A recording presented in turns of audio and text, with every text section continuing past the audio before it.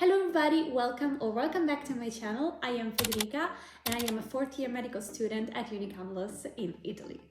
Today I want to explain to all of my foreign friends who would like to study in Italy how the university is structured, especially for medicine. The first thing you need to know is that in Italy we have both private and public universities, and for medicine, of course, we have both options.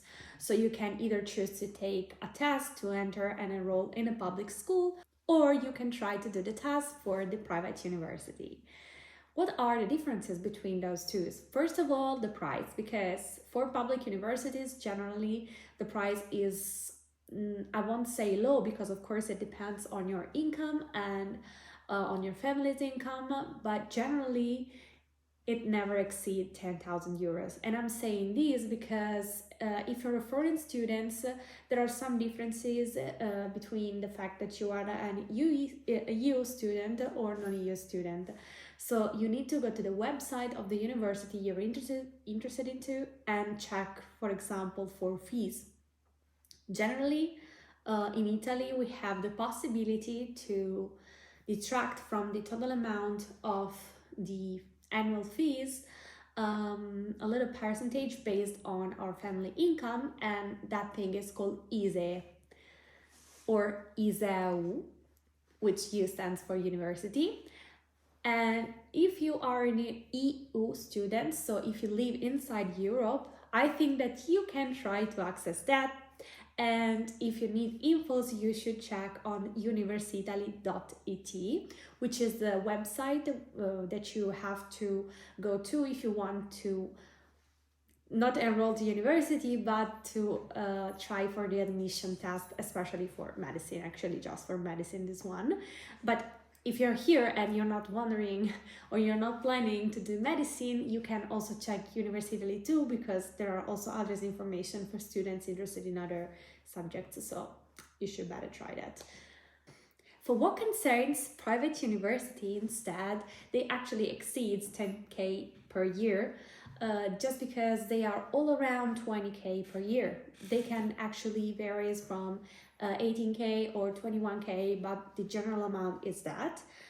And some universities do not give access to the ISEE or ISEU, so you have to search inside the website of the university you want to enroll in and search for this type of I'm not gonna say sale, because it's not a sale, it's based on your family income. So you're going to pay based on your family income, which I think is great. But please remember that I don't think that extra European students can have access to it. So you have always to search for the right information in the right side of the university you want to get into. And that's the second thing I'm going to tell you. So in Italy, we have a system with both for private or a public university, which is not based on, you know, colleges, etc., but it's more based on the city you like to go into. So for example, there are some cities that are more, I'm not going to say better than others, because of course it depends on your perspectives, on what you want to do, on what you are searching for. So I just give you an example. A lot of students go to the north of Italy because in the north they have more possibilities with their jobs. So they start early and they go to university there in order to be there as soon as they finish, just to search a job in there. For example, Milan, especially if you are, I don't know, in fashion, especially if you are in economics or law. And another interesting point regarding universities is Venice, because we have an important university for, you know, languages. You can study Chinese, you can study, I don't know, translation and stuff like that, but I'm not going into that because today we are here just for medicine. And that's the second thing I was going to tell you, is that if you are inside EU, you can take the IMAT test, but you can take it also if you're outside EU. But you have not the whole cities for you, just because for Italian student, we can choose the city we want to enroll in. We take the test, we have a ranking list, and the ranking is based on, you know, points and marks, which are referred to the cities that the university is into. For example, Milan has a higher point than, I don't know, a city, for example, maybe Cagliari, which is in Sardinia. And that can be for many various reasons. I can think about one of them, which is basically the fact that if you want to study in Sardinia and you're not living in there, you always have to take a plane or you have to take a boat. So it's difficult to get there. With transportation. So maybe that's why it is required a lower points in order to get in there. But for foreign students, that's actually not a problem, just because to enter into IMAT, which is medicine in English. And for IMAT, we only have, I think, 10, 12 cities in which they have this program. And you can choose just one city in which you want to take the test. So for example, if you like to go to Naples, you are going to take the test in Naples and you're going to be ranked only for Naples city. West Italian, and I'm not sure about European students, but I can assure that for Italians is different, because we can basically try and we can put many different options.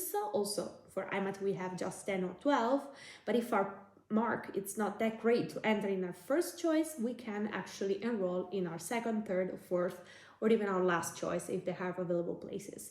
So that's something you need to take into account, just because when you're going to live in Italy, it's different. I would say that it's important that you choose a city you have, that you feel great in, that you want to live in, and also that it's in line with how much you want to spend. Because there are some cities, I would say that now everywhere it's expensive, but there are some cities that are far more expensive than others. And I would suggest that if for you it's not, a problem, the city you want to go into, you just want to come to Italy because Italy is beautiful everywhere, I think that maybe you should try to search for a city that it's not so, I don't know, expensive. For example, Rome and Milan, because Rome is the capital, so it's really expensive, and Milan is, the work capital. So that's either expensive, that's expensive either way. So I would choose, for example, Naples, I would choose Bari, I would choose Bologna, which are not less complicated to live in, of course, because they are great cities, big cities, but maybe you can find something more affordable, because of course I know that coming to another place to live, it's not easy. So maybe you can try to search for a city that is great for your spendings and how much basically you want to invest, not only in your education, but also in a house, and also living costs, etc. The third thing I want to tell you, and this is strictly for medicine, is how the whole course is structured.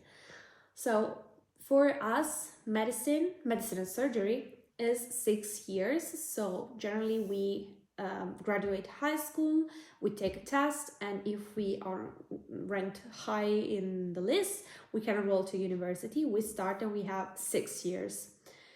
In these 6 years, we complete all of our courses, and we do every year almost the same, because we have some periods in which we have lessons, and then we have some weeks, like a month or weeks, in which you can take exams. And they are divided into semesters, so the first semester and the second semester. In the first semester, generally it can start from half September, October, but for medicine I think it's better to say October. After that, you're going to have lessons till December almost, or some to January, but you're going to have the 2 weeks of stuff for Christmas and New Year's Eve. After that, you're going to take exams of the first semester in February, or end of January or February, and in March you're going to start your second semester. You're going to start your lessons. We have a few weeks, maybe 2 weeks of pause for Easter, and some universities give the possibility to students to take exams also in that period, but not all of them. After that, you're going to finish lessons, let's say at the end of May, and starting from June, you're going to have other exam session, so the summer session, which can be in June, July. Then you have the stop in August. Then you have another session in September in which you can take exam from that year. And then in October, you start another year. It's not a problem if you do not finish all the exams in the first years, because you have sometimes till December or sometimes till February of the next year to complete your, let's say, your first year, or maybe you are in your second year and you have left, I don't know, neuroanatomy. You can take that also 3 months in your third year, so that's not a problem. But please make sure that you ask your universities, especially to the didactics, if you have blocks, because sometimes it can happen that some exams are so strictly important that can block your career, and so you cannot proceed and go on, and you are stopped in your, I don't know, first, second, third, it depends. So for example, if your university says that in order to pass from second year to third year, you have to mandatorily take biochemistry, anatomy, and physiology, and by the end of the year and the starting of the next one, you haven't took them yet, you cannot enroll to your third year, but you have to retake the second year. So please make sure that you ask your professors or your secretaries at the universities, because that is really important on your organization, so on how you're going to organize your exam schedule, because that's another interesting thing. You can choose when to take exams. So if in the first semester you have biology, math, and chemistry, we don't have math, that's just an example. You can choose to take, for example, if chemistry is mandatory in order to pass to year 2, maybe you want to take it as soon as you can. So you do that first, so that if you don't pass it, you also have another session or another date in which you can take the exam. Another important thing, some universities have the so-called salto d'appello, which means that you have a date in which you can take the exam. You try to take the exam, you fail, and the salto di appello, which is basically the jumping date, say, is basically that you cannot take the exam in the right after date. I think that is because professor wants you to spend more time studying that, because sometimes sessions and dates of exams are 2 weeks, maximum 20 days apart. So maybe they think that you have not covered all your, thing you were missing from your first try. And so they want you to wait maybe 2 months and take it down later. So this is something you have to know. Let's go to our fourth point. Our fourth point is how to get enrolled in universities. So as I said, we have private and public universities. For public universities, you have to make sure that you have your ears open, your eyes wide open on University Italy website or into the Ministero dell'Università e della Ricerca, which is our Ministry of Universities and Research, Italian, of course. And because every year, I think in May, June, or even before, from April, let's say, so you're covered, they put a call for application, and a call for application, in that call for application, you have the places available, the cities in which you want to get into, and also the materials that are required for you to take in a test. So that's important that you read that. And you have to go to the website I said before. And another thing you have to make sure that you're prepared to is that you have some money in your bank account or in your card, let's say, because you have to pay in order to take the test. So it's like a tax, let's say. So when the applications open, you can start, and you have to put your name, your documents, all the stuff. And then you have to choose the city you want to go into, and then you have to pay, because if you do not have the receipt and if you have not done the payment, you actually are not subscribed to take the test and you cannot take it. And for my foreign friends outside Europe, but also from Europe which are not Italian, please make sure you have also all your documents required for your staying here. So maybe your visa, I don't know how that works, because I'm Italian and I study in Italy, even though I'm studying in an international university. But I know that when you are going to enroll, you have to take all your papers and you have to have them, you have to already have them, let's say, because when there is a ranking list, you have just few days. And if you get a place and you do not have the documents and they do not come in time, you cannot get enrolled. And that's a problem because you lose your place and you have to wait a whole another year in order to have another test. Spoiler, there's going to be some changes into that because our politicians are like, doo-doo, and they all change and they all want to do something else. So I don't know what will happen for 2023 or 2024, but this is the norm. And since it's still not changed, I'm going to tell you these, especially for private universities, because some are also open now, so you can actually still enroll now for this year, so to start in 2022-2023. So actually now it's September, the start of September, and this video is going to be up in, let's say, in the first 2 weeks of September, and you can actually still try to take a test to enroll in the universities. And I'm talking of my university, which is UniCamillus, because till the 5th of October you can actually subscribe to the test session and you can take it. I think it will be like in the first days of October, and after that you can be enrolled from this year, and that's why you have to have your paper prepared in advance. So if you do not have your paper, I suggest you to wait maybe not 1 year, because for private universities, they have, let's say, a pre-enrollment session, because they all do the test in March, April, so that you can secure your place in, let's say, 5-6 months from now. So you do not have to wait a whole another year, but you just have to wait 5 months to take the exam. Then you take the test. After the test, you are enrolled, you can pay and you can secure your place. Spoiler, you also have to have a lot of money if you're going to enroll in the private universities, because when you want to secure your place, normally we pay for our yearly subscription to the university just right before we start the new year. But if you take the test in March and the year started in October, you have to pay in March, at least I would say a third of the 20,000, let's take that as a representative cost. And so you have to also have to that covered and prepared. Last thing I want to tell you is that how you can prepare for them. I would say that for foreign students, it's even easier to take those type of tests, because maybe you are, I don't know, you're more used to take quiz test, because generally you have a question with 4 or 5 possible answers and just one is right.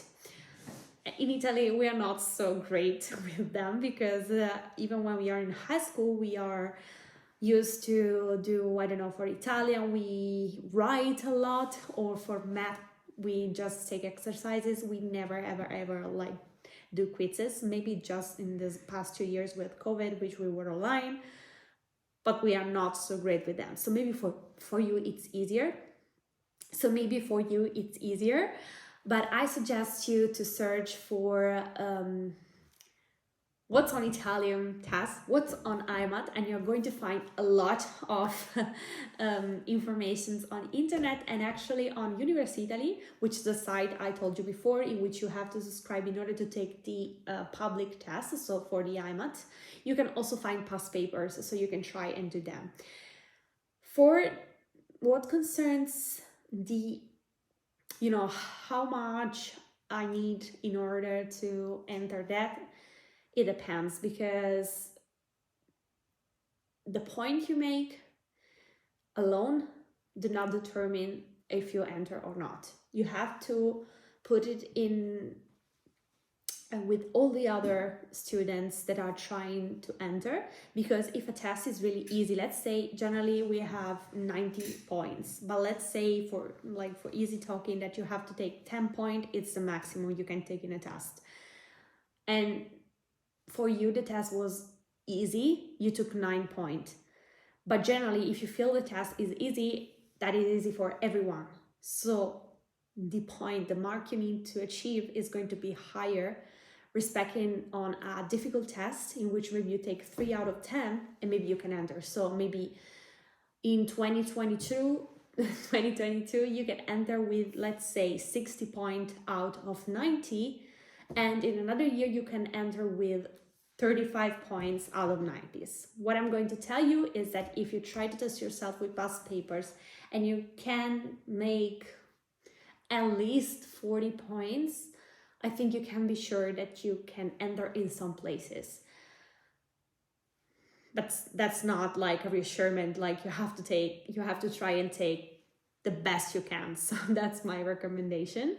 And also be sure that you know how the marking point works, because if you answer correctly, you're going to be given 1.5 points. And if you're going to be tested wrong, you're going to lose 0.4. But what's important is that you do not have to do, okay, I did this correctly, so I take 1.5, because actually if you take that wrong, you're going to lose 1.9, because it's like you've lost that correct question. I know it's complicated but maybe I can explain better with an example in further videos, maybe on Instagram, so it's more direct. We can maybe also do a live, so it's easier for you to understand, because that's tricky. But the point is, if you are not sure about the answer, just leave it blank, because a blank answer is not going to give you nor lose you points. So it will be 0, and that's great.